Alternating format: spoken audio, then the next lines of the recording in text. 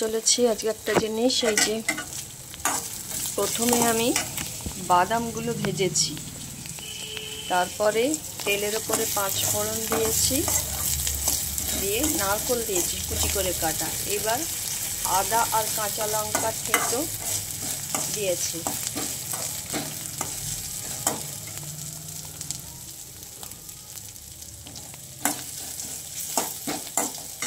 এইবার দিয়ে দেবো পাতলা করে কাটা বিট আর গাজর।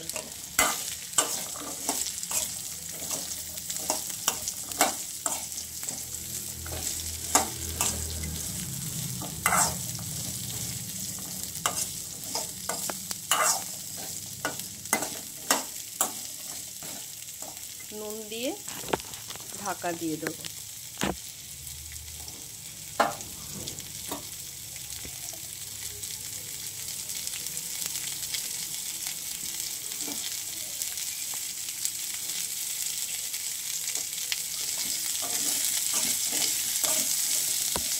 নুন দিয়ে দিলাম।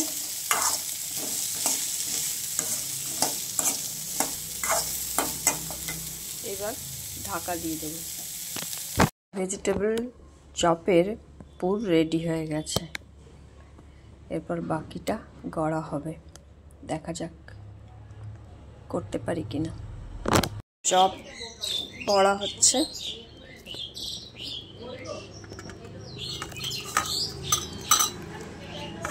লম্বা লম্বা করে ভেজিটেবল চপ যেমন হয় সেই শেপেই করছি, দেখা যাক শেষ পর্যন্ত কি হয়।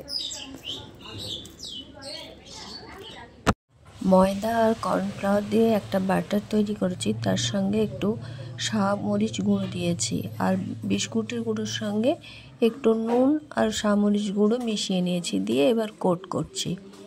কোট করে একবার করে দেখি, যদি একবার প্রয়োজন মনে করি তাহলে আবার আরেকবার করব। দুবার করে কোট করলে ভালো হবে। যদি বিস্কুটের গুঁড়োটা দোকান থেকে কেনা হয় তাহলে একবার দিলেই হবে, আর যদি বাড়িতে তৈরি করা হয় তাহলে দুবার দিতে হবে। আমি দুবারই করব ভাবছি, দেখি একটা একটা করে তো করি, কয়েকটা করে দেখি প্রথম চেষ্টা সফল হই কি না, অন্তত দেখা যাক কি করা যায়। দেখতে কেমন লাগছে? ঠিকঠাকই লাগছে মনে হচ্ছে। এই করা হয়ে গেছে, এগুলো সব কোট করা হয়ে গেছে, এবার ভাজা হবে। ভেজিটেবল চপ ভাজা হচ্ছে। এই যে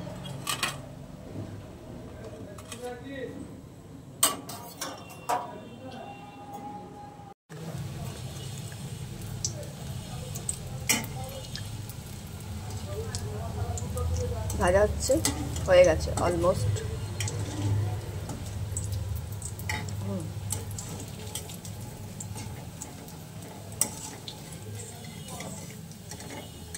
এটা একটু আর একটু হবে।